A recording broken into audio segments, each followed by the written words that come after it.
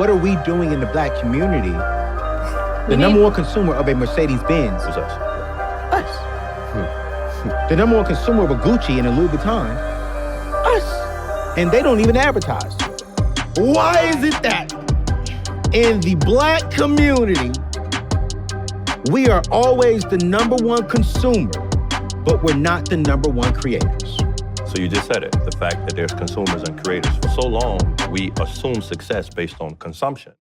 Welcome to Closing Gap Podcast, The Truth About Wealth. I am your co-host, Mr. Eddie Richardson, here with our host and owner of Hamilton Wealth Advisors, Mr. Wilbert Hamilton. How you doing today, my friend? Hey, blessed and highly favored. Hey, man, that's always great to hear. And you are tuned in to another righteous and holy episode of Closing the Gap Podcast, where today we're going to, we had some subjects matter from our last episode of Living in Peace that we want to continue to talk about today. And so today, we were wrestling. Just to be honest, we were wrestling with what to entitle today's show with. Should we just go with Living in Peace Part 2 or whatever? But we're going to talk today about managing your peace, right? The managing of the peace. Why is that? Well, once you start living in peace, then how do you manage taking care of that peace? And that's mainly what we always talk about to a certain degree, Wilbert, is managing the resources that God has given us. And peace is something that God provides for us. And so as God provides you peace, how do you manage it? And that's a key point to every aspect of our lives, Wilbert, is how do we manage the things that we receive from God? Mm-hmm. So, Wilbert, how do you feel you've been managing this week in your life and the gifts and the peace that God has given you? Well, depending on what day you ask, depending on the answer you may get it. But either way, I'm thankful every day. Obviously, none of us have a great day every day. Yeah. But I see every day is a good day because I wake up. So every day that I wake up and God keeps me on the other side of the ground, it is a good day, and I'm trying to make it a great day, and trying to walk it like a talking, so to speak. So for me, it's all about just being grateful, being thankful, understanding that every day is a new opportunity to get better. Continue trying to push myself to be a better advisor, a better husband, better father, better friend, better son, So trying to always get better and improve my situation by just being the best version of myself. Trying to be better each and every day, be a better financial advisor, for the clients I come into contact with, be a better, manager for the people that I have, involved in the company with me. So for me, it's always about continuing to educate myself, continue to push myself, regardless of what happened yesterday. It has no bearing on what's going to happen today. So I always tell my son, what you did in the last game, you can't take with you into the next game. So I have to take my own advice. Yeah. And say, I have to continue to improve myself. We talked about it, like earlier off air about, some of the conferences I was at, a week or two ago, and how I was in class from 8 to 5, several days. And, I'm tired. I'm restless. I want to get up. I want to leave, but I got to sit down and I got to continue to educate myself. I got to continue to improve at my craft and my skill set and improve at my gift that God gave me, because like I said, if you don't, cultivate that gift and cherish that gift and work on that gift, and, you'll lose that gift. So for me, I want to make sure that I show God the utmost respect and appreciation by managing that gift, the way you manage your peace, So for me, it's all about being appreciative, being thankful, and continue to just kind of push forward each and every day, to try to be the best that I can be. Yeah, that's great. That's great to hear, man. And that's always a challenge for us in every aspect. But the thing about life is when we get challenged in various aspects, how do we rise to the challenge, or do we rise to the challenge? Yes. And that's what we want to do with our audience today is we want to challenge everybody to rise to the challenge, to manage your peace, manage what God has given you, manage the opportunities that lie before you, because we all have opportunities to do various things. And it doesn't matter what somebody's, career is, or even if they don't have a career, just job, whatever it is, there's opportunity there. And I think sometimes we don't look at life as the opportunity that we have. in what we're doing, right? Yeah. Because sometimes we get, as my grandmother used to say, you getting too long guided. You know what I'm saying? You get too long guided, meaning that you have opportunity right here in your hand. You have something. You have, and when she would talk about long guided, it's like, okay, you have a plate full of food, but you worried about the rest of the food that's in the pot on the stove. Not That the plate. you're not even eating what's on the plate. And so the peace that God gives us, we are always on edge a lot of times because we're not managing what God has already given us. We're not taking care of ourselves the way we should. We're not taking care of what God has already given us already. And we get long guided. We want more. You know, we want to complain about where we are. Well, you have everything that you possibly need sometimes, right? Sometimes there is a need for more, right? Sometimes there is a lack, right? But I believe that God provides us with the tools that we need within us to achieve what we need to achieve. And if we are willing to take the time, like you talked about, you took the time to go and educate yourself in your field. And that provided another opportunity for you to raise your level of peace. Now you're content where you are. Right? And contentment, with godliness is great game.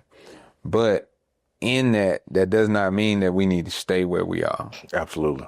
So we have a level of peace where we are, and we need to manage that well. And what we realize is when we manage what we have where we are, then we'll be able to rise to a new level. Yes. And get to the next phase of expertise, the next phase of excellency that God has in store for us. But not until we learn to live in peace and manage the peace that we have.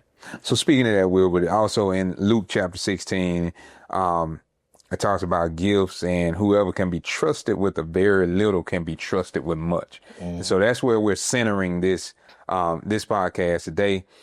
This show today is in managing your peace, is saying that I can be trusted with the little that I have, so that when I get more, I can also be trusted with that as well. And that's where we want to go there, Wilbur. So in that, Wilbur, so today we're going to talk about covering a couple things and, stewarding our retirement, and then also managing how we, our relationship with the government. As scripture says, Caesar, render unto Caesar what's Caesar's, right? So if you hear us say Caesar, we're talking about the government. We're talking about your dear old Uncle Sam. However you want to talk about the government, that's where we're going there. So we want to manage what we have to pay out. And then also we want to build our confidence in who we are, build our confidence in our legacy and our culture and our faith and our family, so that we can continue to thrive in the peace that God has given us that surpasses all understanding. So we're within this first section of, let's talk about keeping Caesar in check.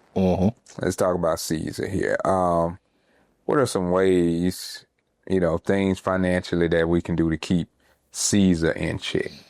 Oh man, that's a loaded question. Yeah, but it's definitely a question that you got to have answers to. And in order to have answers to the test, you got to read the book first. And a lot of us kind of fail to read the book, and then we fail to get proper guidance and get an interpretation of the book.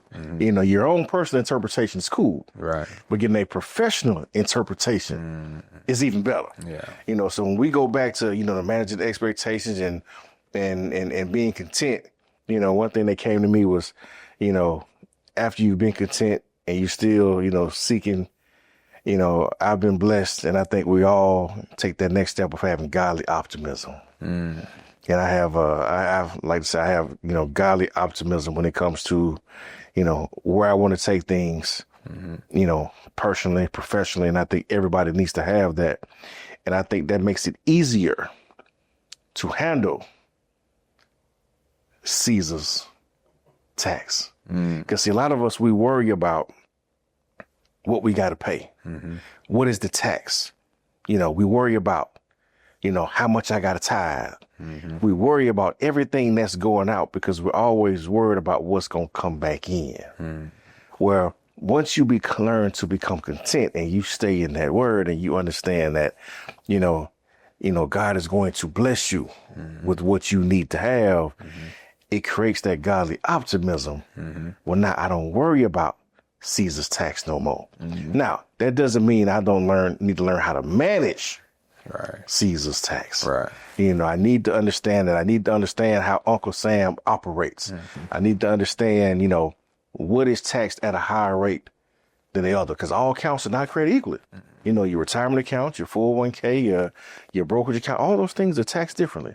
And they need to understand, of course, that, your 401k, your IRA, your 403b, all those things are going to be taxed as ordinary income based on your income level. And so the more income that you have coming in, the more and higher your tax bracket will be. The lower income you have coming in and the more you have coming in, just say from a brokerage account or a savings account or a checking account or investment account, that is capital gains. Capital gains taxes are less than income tax. Gotcha. When you pull money out of an IRA or 401k account, 100% of those dollars are going to be taxed as ordinary income. When you pull money out of a brokerage account, only the gains on that account are going to be taxed. So if you put $100 in a 401k versus $100 in a brokerage account, and both of those accounts grow to $150, when you pull that $150 out of that 401k, $150 is going to get taxed as ordinary income. When you take $150 out of this brokerage account, only $50 is going to get taxed as capital gain. So just understanding how these things work. So that's why we always tell people, the answer's in the book. Yeah. But if you don't read the book, you'll never have the answers. Well, guess what? If you don't want to read the book, that's okay. Because we got the Cliff Note version. All right. You got somebody that you can go to that can give you the summary without having to read the whole book to you. Right. Because I know nobody wants to sit there and actually read the whole book or even hear what the whole book had to say. They just want to be able to take a summary and apply it to their lives so they can figure out how it affects them. So understanding how these things work. And a lot of people don't understand, the do's and don'ts with, retirement accounts and how that can affect Caesar's gift, how that can affect, Uncle Sam and how that affects you from a tax standpoint. If you put money into a retirement account, a 401k, a 403b, a 457, a TSP, an IRA, if you put money into any of these accounts and you decide to take that money out prior to 59 and a half, that is going to be an additional 10% penalty from the IRS for that distribution, including an additional tax, which is going to be Caesar's tax or the IRS tax, your income tax on top of that 10% penalty because you're under the mandatory retirement age of 59 and a half. So understanding how your money is going to be affected by the decisions that you make. So, understand when you put money in these accounts are designed for retirement benefits. They're designed to allow your money to grow tax deferred, not tax free, tax deferred, which means the tax will still be there. Yeah. At some particular point in time in the future, when you access this money, they don't go away. So unfortunately, a lot of times we don't read the fine print and we think that, well, I thought I wasn't going to have to pay taxes. No. This is tax deferred. Now, if you want tax free, you have to use other opportunities, and we'll get to that maybe later on or maybe in a different segment. Yeah. But for right now, understanding how I'm going to be affected and understanding how my taxes are going to be affected. So if I understand, if I take this money out prior to 59 and a half, I'm going to get a 10% penalty on top of ordinary income. I'm probably going to be a little more hesitant to touch that money. Or once I meet 59 and a half, I can now access that money, but it's within the tax framework. Yeah. So now whatever my income tax is, and that's based on your total income. If you have a pension, if you have a second job, any other W-2 or 1099 income that comes in, whatever you take out of your IRA, 401k, or 403b account is going to be included in that amount. So if you got a side job making $25,000 as a greeter at Walmart for the year, and if you turn around and you take out $25,000 from your IRA or 401k, and then you turn around and you got another, they'll just say $25,000 of Social Security. Well, now your total taxable income for the year is now over $50,000. The only reason it's not a complete $75,000 is because luckily the IRS doesn't tax 100% of your Social Security, but they can tax up to 85% of your Social Security based on how much additional outside income you actually have coming in. So these are the things that we have to understand. This is why we tell people, before you do anything, before you make any decisions, before you make any distributions, we encourage you and implore you, sit down with a professional that can give you the information that you need on how to maximize your dollars. A financial advisor is not here to tell you what to do with your money. I'm not here to tell you what not to get. I'm actually here to tell you how exactly to get what you want, but do it in the least painful way. I want you to get a new car. I want you to get a new house. I want you to enjoy yourself and travel and vacation, but I want to make sure you do it and still have some money left over. I want to make sure you do it and don't put yourself in a position where you can't pay your bills. I want to put you in a position where you don't have to owe Uncle Sam more than what you had to give them. Because taking out too much too soon or taking out too much at one point in time can lead to financial disaster. And that happens on far too many occasions. And we have to understand the ramifications of that. So, you know, one thing that we get a lot of questions on now because mortality tables have changed over time and people are now living longer. So with people living longer, which is a great thing with technology, medical advancements, you know, there's these things called RMDs, you know, which stands for required minimum distributions. What that is a required minimum distribution age, which you have to start taking a certain percentage out of your retirement account. This is not optional. This is mandatory. That's what's required minimum distribution. That doesn't mean you got to take all your money out your account. But there is a required minimum that you have to take. And the IRS sends you a statement every year, or your investment company, whoever is holding your money, will send you a letter every year at the end of the year telling you exactly how much money you have to take out of this account in order to meet that required minimum. And there are penalties and ramifications for not taking that money out. But we have to understand first and foremost that we have to take it. And then what age do I have to take it? See, this age has changed a number of times over the past few years. You know, several years ago, it was 70 and a half. Then after COVID came and went, they changed it to 72. Well, now it's 73 and it may move to 75. As people are living longer and getting older, these things are constantly being adjusted. They could move it back to 70. But as of right now, it's actually 73. So understanding what that means for you. So if you're 70, you don't have to take any minimum distributions. If you're 71, if you're 72, you don't have to take any minimum distributions. But if you're 73, before the end of the year that where you turned that age, you have to make a distribution from that account. Or else there will be a penalty, not on just that distribution, but on the total value of your account.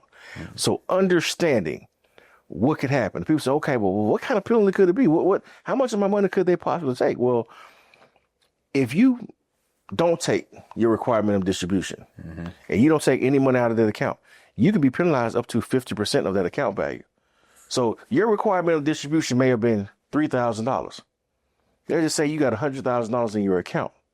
Well, you not taking that $3,000 distribution and paying taxes on that $3,000 now puts you in jeopardy of them coming back and penalizing you up to $50,000 for not taking the $3,000 distribution. So understanding the ramifications to the decisions you're making, understanding that, you know, you're not getting a clear explanation and going off of your own information can be harmful and detrimental to you. So always ask. You have not because you ask not. If you don't know, ask. Make sure you pick up the phone. You call Hamilton Weather Advisor. You can pick up the phone and call somebody and get some information and get some access to make sure you're putting yourself in the best position possible for success. Required minimum distribution, RMD. So as you get ready to retire, keep that in mind. And I like to just add to that, Wilbur, that not only with your required minimum distributions, we also need to have some R&D spiritually. Yes. We need to make sure that we have some required minimum deposits every day. You need to, at minimum, keep your faith in Christ. At minimum, you need to pray to God every day. And at minimum, you need to worship him each and every day. And at minimum, you need to deposit some money into the house of God. Let that also be an RMD, that as you get some money back to manage your peace from your retirement, have some RMD that you have a required minimum deposit into your spiritual life each and every day. And we'll see you back shortly.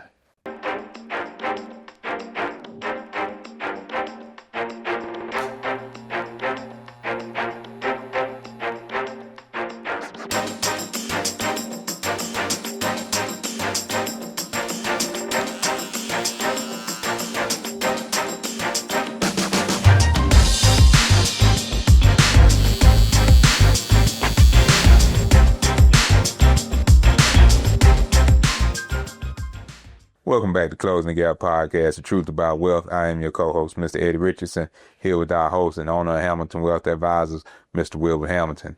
And today's show is called What? We are managing our peace. We are, after you begin to live in peace, you need to understand how to manage your peace. And Wilbur, you talk about those RMDs, those required minimum distributions. And then as we close, we talked about spiritually, we need to have some required minimum deposits with God, because God requires things from us. And that's where we want to get that from, that as the government has requirements for us, that as we function in Caesar's government, in the IRS and the system that has been laid out, well, also there's a spiritual system that we operate in as well. And we need everybody to have that understanding that in Micah chapter 6 and verse 8, it says, God requires that we just do justly, love mercy, and walk humbly before God. Those are some just minimum requirements that God wants us to do each and every day. And so as we strive to manage our peace financially, we need to make sure that we manage our peace spiritually, because it is the spiritual peace that ends up allowing us to have financial peace. Correct. And too many times we tend to try to disconnect God from our daily lives. And that's why Caesar and the government ends up stressing us out. And our peace is disrupted because we allow this system to be what we serve and honor more so than serving and honoring God in what we have and what we need to do. And so here at Closing the Gap Podcast, Truth About Wealth, we want to always tell you the truth. And the truth about your wealth is the fact that everything you have has come from God. And the only way you have peace is that God provided that peace. The government, the IRS can't give you any of that peace. And so while we are striving to provide for you these directions of how to manage these things, we don't want you to allow the government to disrupt things. That's why we talked about, we're trying to keep Caesar in check. Yeah. Right. We're trying to keep the government in check. Yes, we have to function in this system, but we should not allow the system to be the be all end all with what we need to do. Right. Absolutely. Absolutely. Well, it's kind of, funny. I think before I was connected to the Lord the way I'm connected now, I worried about Caesar. I worried about Uncle Sam. But the more I've got connected to the source, the true source, the more I've got connected to God, the less I've actually worried about Caesar or Uncle Sam, because of the structure that, God created in my life. Yeah. Once I started to operate in him and not according to me, I was much better at budgeting. I was much better at managing my finances. I was much better at seeking advice and help to put things in place to allow me to be able to move forward the right way. You know, I was better with my money and where I put my money based on how I was operating in God, as opposed to when I was operating according to myself. Because see, when I was operating according to myself, I was doing everything for myself. So I wasn't doing and putting anything away for Caesar. But once I started operating according to God and making sure that I was putting away and giving God that first 10% that he was due, it made it a whole lot easier to also put some aside for Uncle Sam and make sure that I have a plan on how I'm going to handle that, making sure that I'm going to take care of that, making sure that not at the end of the year I did my taxes, but I did them throughout the year, that I had a plan. I was working with a CPA, or I work with, a CPA, and I have a budget for the year, and I have a goal. I have an outline of what I'm going to do, when I'm going to do, how I'm going to do it. I don't wait until the last minute to get an idea of how much money I'm going to have to pay in taxes. I'm operating throughout the year. It allows me to be able to function a lot more freely, but now I'm not as worried about what the end is going to look like because I planned for the end in the beginning. See, I'm planning all throughout the year. I'm making purchases all throughout the year to take care of the end of the year. So when the end of the year gets here, I've already managed what it's going to look like. I've already put myself in a better situation based on decisions I made in April, May, and June, way before December gets here. So understanding what I have in front of me, but that's all been better. It's all been managed better and evaluated and planned and processed much better because of who I am in him now, as opposed to who I was relying upon myself. So, understanding that is always a benefit and value, and having that godly optimism that I have now about the future always leaves me in a position where I know it's more coming, so I don't mind putting it away today. See, a lot of times what happens to a lot of people, you worry about where the next check gonna come from, so you hoard it, and you don't give anything away, and you become tight, you become resistant, and we have this mindset of, well, if I keep it, it won't leave. But we always think about when somebody tell you, if you hold on too tight, eventually whatever's in your hand is gonna slip out. It's the same way when it comes to money. You have to have a plan and have an organizational flow chart to a certain extent on where the money is going to go. Who are you giving to? Because it's true, and I'm a living witness. The more you give, the more you will receive. And give God that first 10, He'll give you back way more than 20. He gonna literally give it back to you tenfold. I'm a living witness. He's going to bless you with it. And because I now operate that way, I always have a godly optimism on the financial resources that are going to come into my fold. I'm never worried about, am I going to make more income, more revenue? I know God is going to bless me with that, because guess what?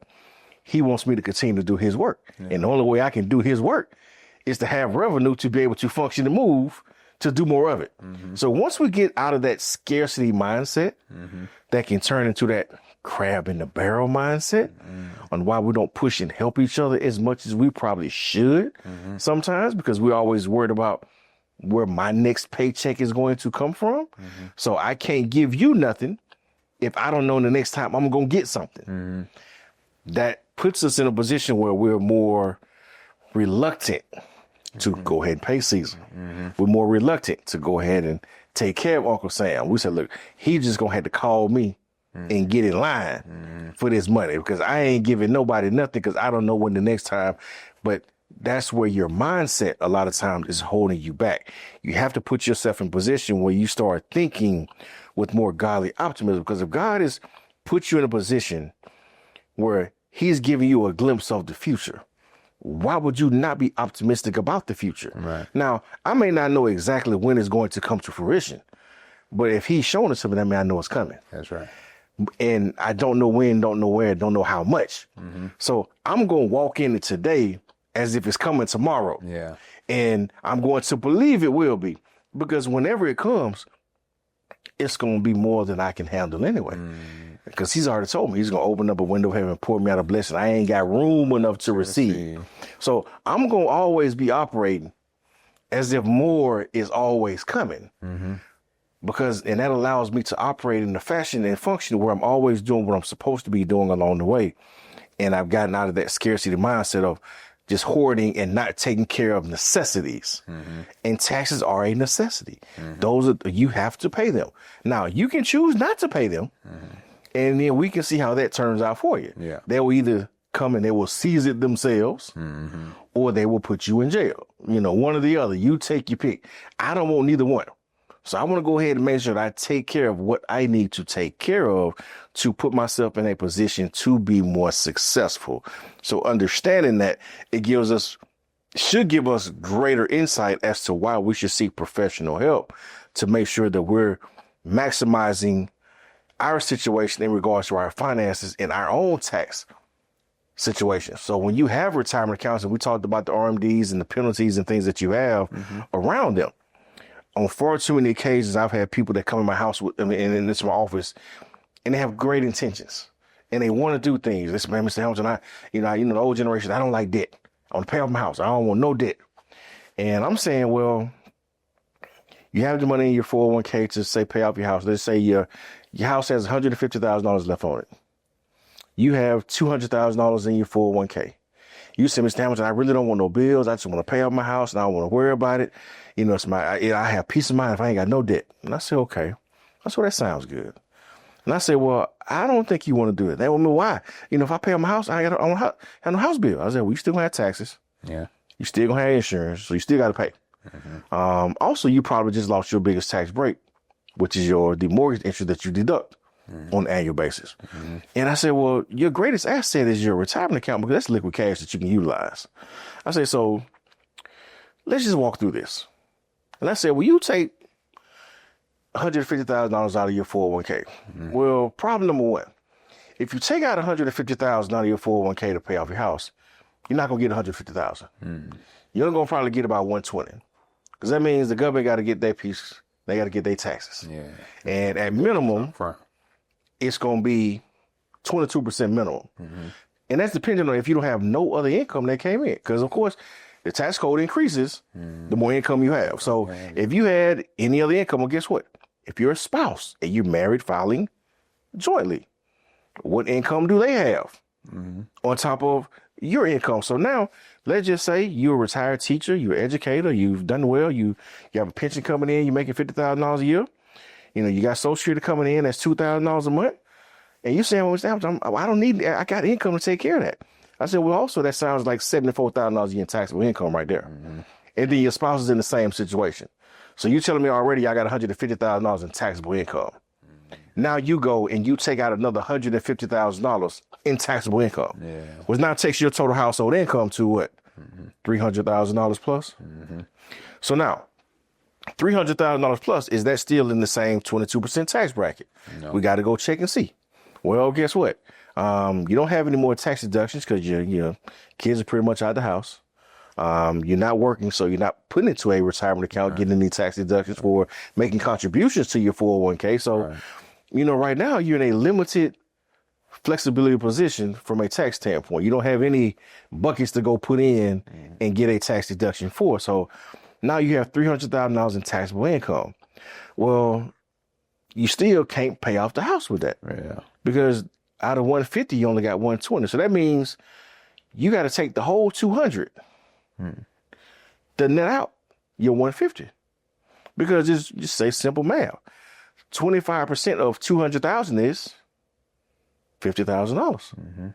So you got to take 200 out just to get 150 to pay off the house. Now, okay, you've paid off your house, but also you just raised your tax base. Not on just the 150 the 200 that you took out, but on the other 150 that you're making. See, now all of a sudden your Social Security tax is going to be higher. All of a sudden that $50,000 that you got taxed on your pension, you got to go back and tax that at the new rate, not at the old rate. See, the old rate that you was getting taxed at was based on you and your wife's combined income of you making 75 a year, she making 75 a year, y'all making 150 together. But guess what? Y'all took on another 200. Right. So now that's 150 plus 200. So that's $350,000 in taxable income. So now we probably in 27% tax bracket. Well, guess what? I said we took out 25% off of that 200,000, right? So that means that put me back down at what? That's 150. So I'm 2% short on $200,000. How much is that? So what, $4,000? Now, my $150,000 that was already previously taxed at a 22% rate now has to get taxed at that 27% rate too. So that's a 5% on another $150,000 in taxes. So 5% on 150,000 is, what's that, 7,500? So 7,500 plus the other 4,000, that's $11,500 in additional taxes that you owe on top of the taxes that's already been paid. Now, guess what? You ain't got no more money. You just cashed out your 401k to go pay off the house. So now what do you turn around and do? Where do you get the money from? Because the government don't take them to cash. Right. What are you going to do? Well, now you're going to turn around and I got to take either home equity line or refinance my house. So now you finna go take a loan against the very asset that you just paid off. But, you know, you do that and okay, just you start back making payments and you pay it off over the next 5 or 10 years. And then, you know, you get to be 75 or 80 and all of a sudden you look up and say, well, man, if me and my wife have to go into a nursing home or need some type of home health care, how are we going to pay for it? We don't have any cash. Right. Because guess what? Because we liquidated all of our cash with the house to pay off the house. When in reality, you have been paying the mortgage for at least 15, 20 years already. You retired knowing that you still had a mortgage, which means that you were probably already comfortable paying that mortgage. Yeah. So why not continue to pay the mortgage, get the tax break for the mortgage, keep my cash and allow my cash to continue to grow for me effectively. And if you want to pay it off, how about we take a small distribution on an annual basis? So I tell people all the time, I say, Rome wasn't built in a day. You don't get a house in a day. You don't pay it off in a day. The same way you've been paying on it for the last 15 years, how about we set a 10-year plan and we say, you know what? Let's look at your tax situation. And okay, we don't want to take out $200,000 at one time, but we may decide to take out $15,000 a year. And we do that over the next 10 years. That's the same $150,000, right? Correct. But now all of a sudden, if we do that, it doesn't change our tax base. We stay in the same tax bracket and we still can accomplish the same goal because we can just take one additional payment of $15,000 a year from our retirement account and put that all on principal. Now we're speeding up the time in which we're paying, but we're not sacrificing our future because guess what? One of you all are going to probably need some healthcare assistance. And one of you all ain't gonna have no help. Usually the male precedes the wife in death. That's just statistics. So if the husband is usually lucky because he got his wife there to help him. You know, we lucky. We got a spouse there to help us take some pressure off, to help, you know, feed us and clothe us and be there by our bedside. But if we go first and now the wife is left alone, who's going to take care of her? Do you have kids that live locally? Right. Are your kids away? Do your kids care enough to come take care of you? Are they in a position to leave their jobs financially to take care of you? But that money that we didn't spend had been allowed to grow all this time. Now we can utilize that retirement account to now help pay off home health care expenses, long-term care expenses, or actually we use some of that money to buy a long-term care policy. Now we can offset some of those things. So I tell people, I say, it's not that I don't want you to do it. Let's just plan the best way to do it. Let's not put ourselves in a negative position trying to do something too quickly, because anything you move and do too fast on, at the end of the day, easy come, easy go. And it's probably going to hurt you in the long run. What's better, the microwave meal Well, Mama used to take time to cook that thing on the stove. Yeah. You know, when she had to break open that crock pot, and that meat was sitting, that roast was sitting there, and it cook all day long. I know Mama, she would turn that pot on, and then she would turn it on at 6 a.m. And she would leave that thing on, it's cooking all day long. And by the time she got home at night from work, that thing been cooking and simmering all day. And sometimes overnight she would cook it and let that thing sit. And I was sitting in them juices, them vegetables, them carrots and celery, and it's sitting there stewing in there. Now all of a sudden, that flavor, that aroma, it just marinating and it's getting all throughout that meat. Yeah. That is a lot more tasteful Yes. than trying to put that same roast in the microwave. So we want to tell people, don't microwave your finances. Take your time and go seek a professional help, get an evaluation, get an analysis. And after you've got an evaluation and an analysis, only then comes proper implementation. There we go. We don't want to move too quickly, too fast. We don't want one evaluation. Go see a couple of different advisors. Go see and find out who you're comfortable with. Go see who's giving you the most information and education to put yourself in the best situation. So now you can have financial success, not just today, but on throughout the future. I tell people all the time, you don't have to sacrifice your future trying to take care of the day. We'll see you back in a minute.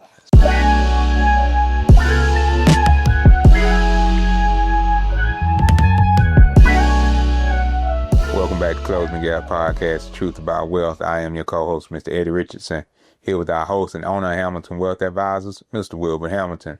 And we've been talking today, Wilbur, about managing our peace. And in the last segment, you really broke down some key aspects of how we should really look at our finances and really have smart planning. The only way we can really manage our peace is having a great plan with what we're doing and having an understanding of what it is that we want to do, how we need to do it, and then also having an understanding of what the government requires of us as well. And you broke that down eloquently of how we should look at our finances, taking care of our home, how we should evaluate things before we make a decision.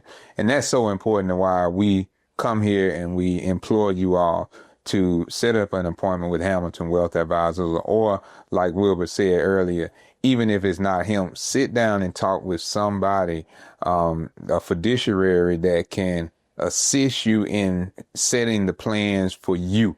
Because while we're talking about things, specifically, but in a general aspect, because these things might not apply to you now, but at some point they will.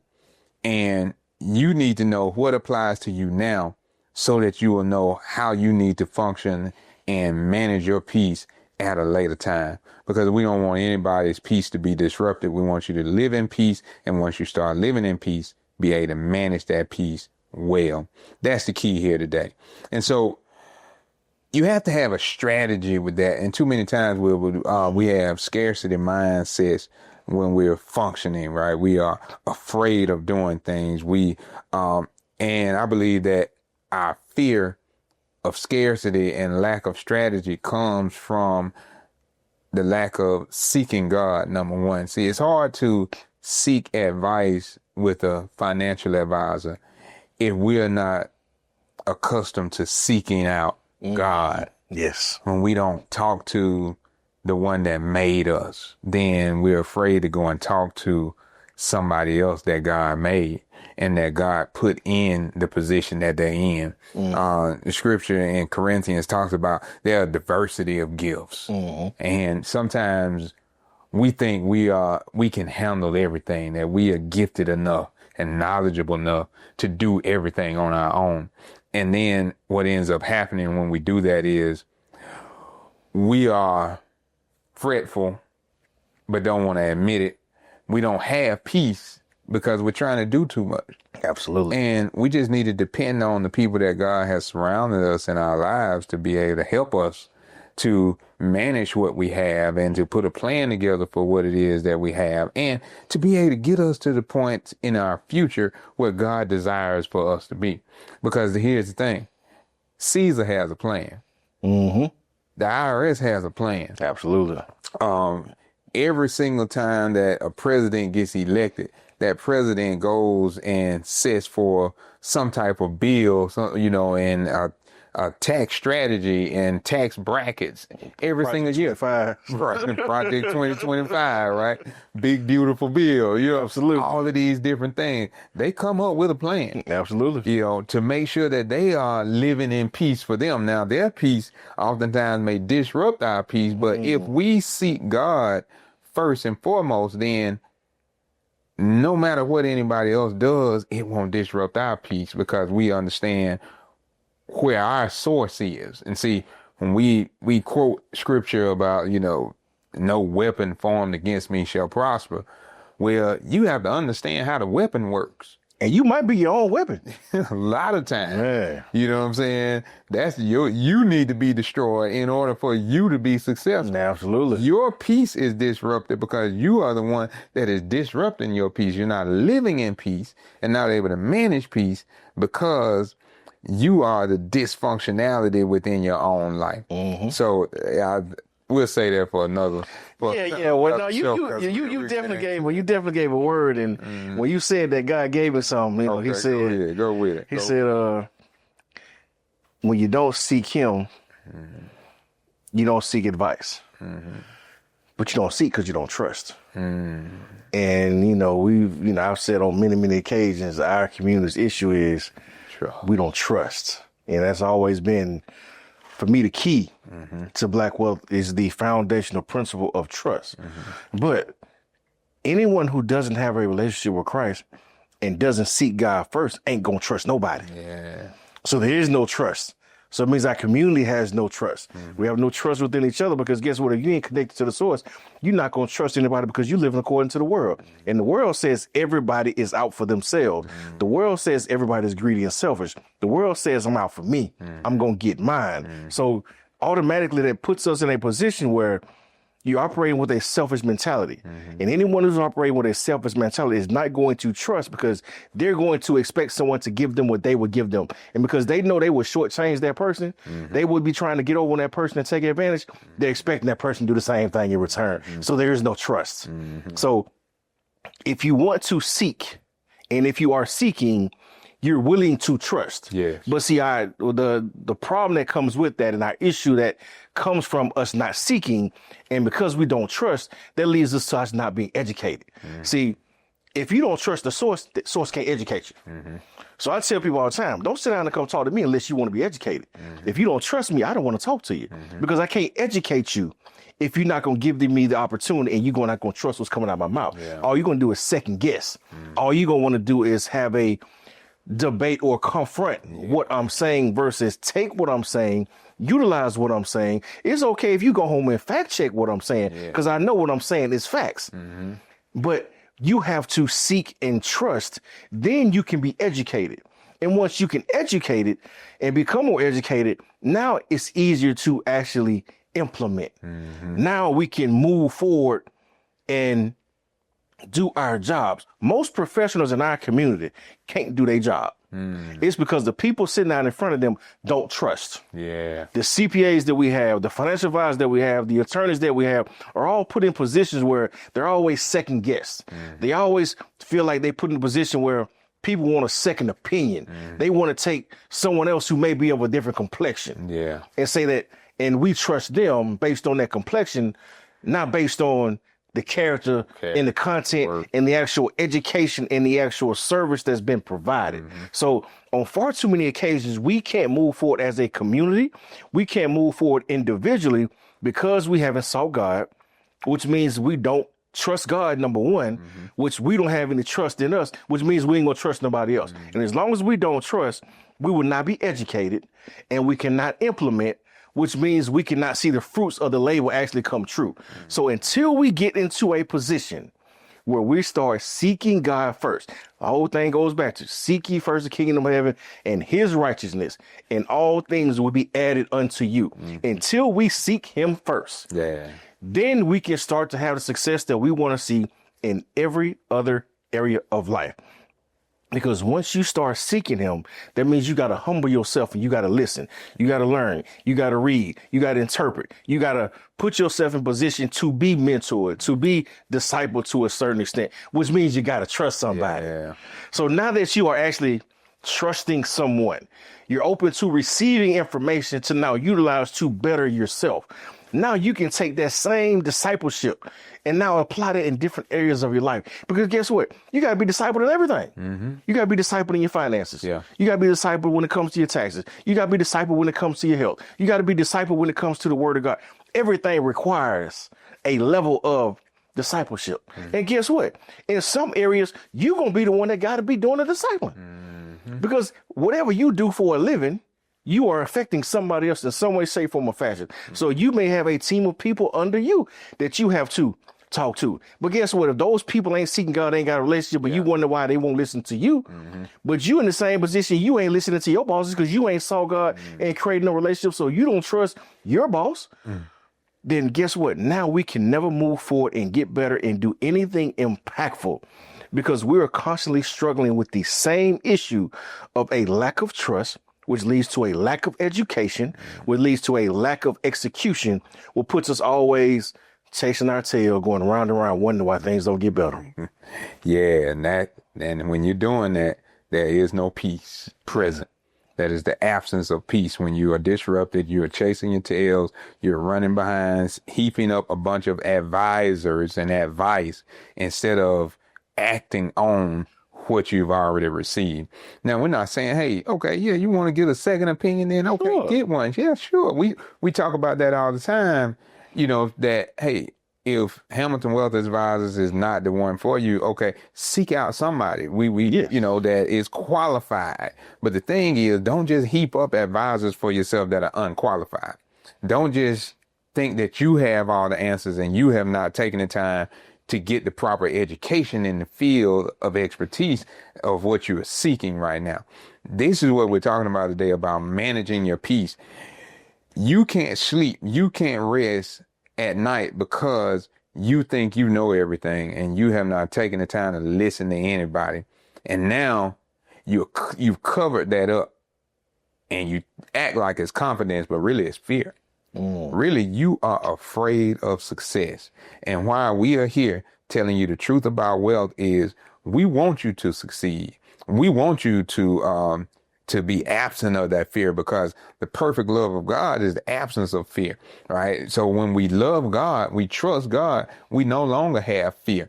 Then we walk into any setting, we walk into any meeting, and we're able to listen humbly to somebody because we know that God is not going to lead us wrong. Because I can trust Wilbert Hamilton and Hamilton Wealth Advisors. I can listen to him because when he gives me something, my trust is in God first and foremost. So when I'm talking to him, listening to him, I'm able to differentiate what's true and what's false because the Holy Ghost is guiding me. And oftentimes we have not made our required minimum deposits with God. Therefore, we're not able to receive anything back from God and hear the Holy Ghost because we hadn't spent any time with it. Absolutely. So now our peace is disrupted. Now we're afraid of everything. Now we don't trust anybody. And now we are running away from the government and saying, well, they not going to take mine. They not going to do this. Well, guess what? They are. They had a plan laid out and they're going to execute on that plan. But the thing is, the only way you combat it is that you have to have a plan. You have to have something laid in place of how you are going to manage what God has already blessed you with. Yeah. Well, see, a lot of times, you hit on something and you said, they don't, they're scared of success. And really that's true. Most people don't want to be successful. They say they want to be successful. But what I learned is successful people are willing to do what unsuccessful people are not. Yeah. So I'm successful because I'm willing to do what you ain't willing to do. I'm willing to get up early. I'm willing to stay late. I'm willing to do that over and over and over and over again. And when I don't feel like doing it, I get up and I do it again. See, that's the difference between me and you. Yeah. I'm going to keep going when I don't feel like going. Yeah. You want to go as long as it's comfortable and convenient. But then you want to wonder why you ain't got what I got. You ain't going where I'm going. See, don't worry about that because I'm willing to do what you ain't willing to do. See, most people don't understand. They don't want success because they don't want the accountability and responsibility that really comes with it. You know, everybody say they want to be special. They say they want the house, the cars, the life, the fortune, the fame, all this stuff. But there's a lot that come with it. It's a lot that comes with being successful.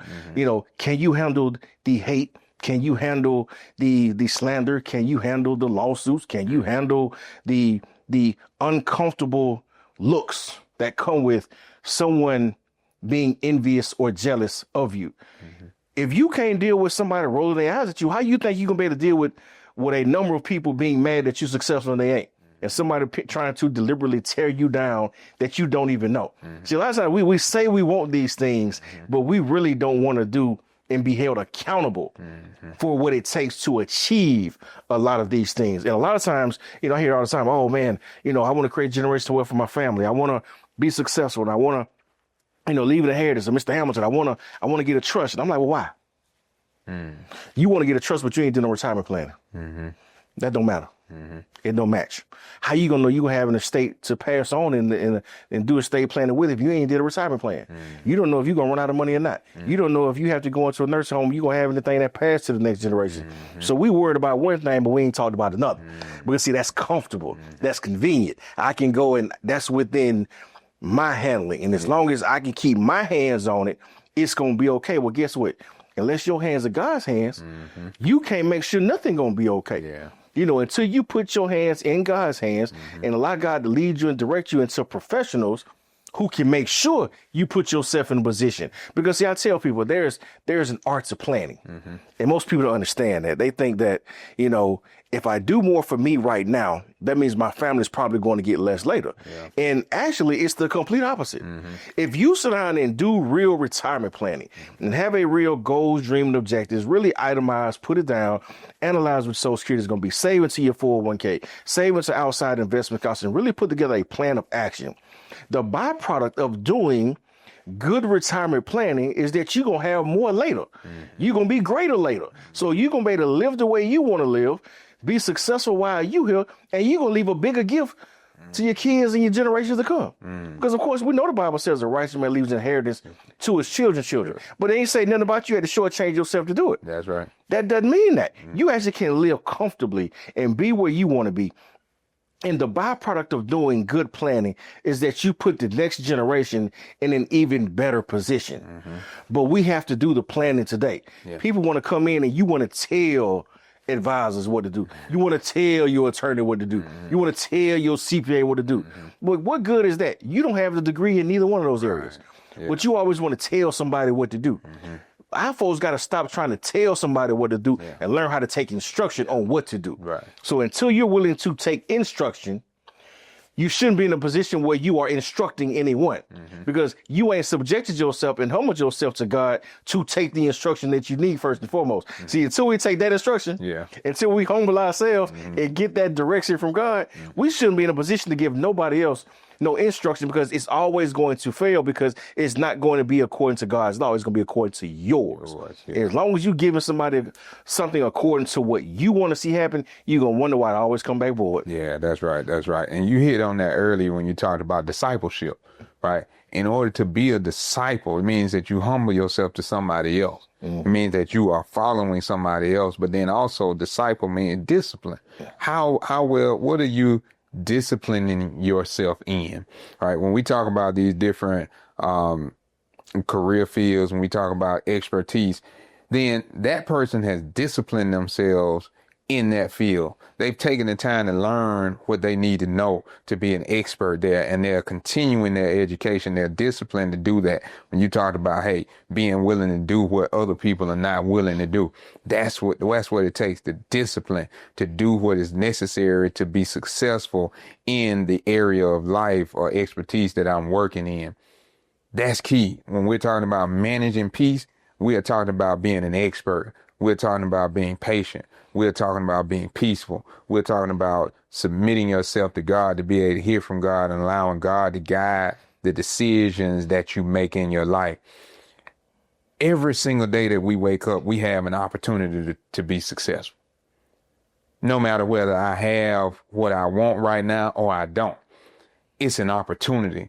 And too many times we don't take advantage of the opportunity. We don't see it as an opportunity. We wake up and we complain. We wake up and talk about what we don't have because we lack the discipline to do what's necessary to get to where we need to be. All you need in life to get to where you need to be is life itself. Too many times we don't realize that the fact that you are breathing, that you are here, means that you have the opportunity to succeed. Yeah. I don't care what it is that what type of adversity is set up against you. If you are alive today, you can be successful. I don't care if you've been fired from your job, you just got a new job, you've been diagnosed with some type of sickness, some type of ailment. You can find peace in the midst of whatever situation there is. In the midst of a storm and sea, if you have God, God will come into the midst of that situation and say, peace be still. When we're talking about managing your peace, we're talking about you need to have God in the midst of everything that you do. When you're looking at retirement and success in life, you need to have God in the midst of everything you do. And if you don't think that you know enough, or you think you know it all, you need to ask God, God, do I know everything I need to know? Is the wisdom that I have the wisdom that I need to get to where I need to go? Or God, if it is, you need to tell God, thank you. And conversely, if you don't have the wisdom to get where you need to go, guess what? James 1:5 says, look, if you lack anything, all you need to do is ask God, and he'll provide it to you liberally, right? So the peace that we can have it liberally if we just talk to God. Absolutely. If you need more money, you can have a liberal amount of money if you just ask God for it. So when we talk about managing peace, Will, all we're talking about is having a good relationship with God. That's it, point blank. Well, the great thing about it is that I've learned in life that if I ain't got anything, as long as I got God, he can help me create everything. And we'll see you next time.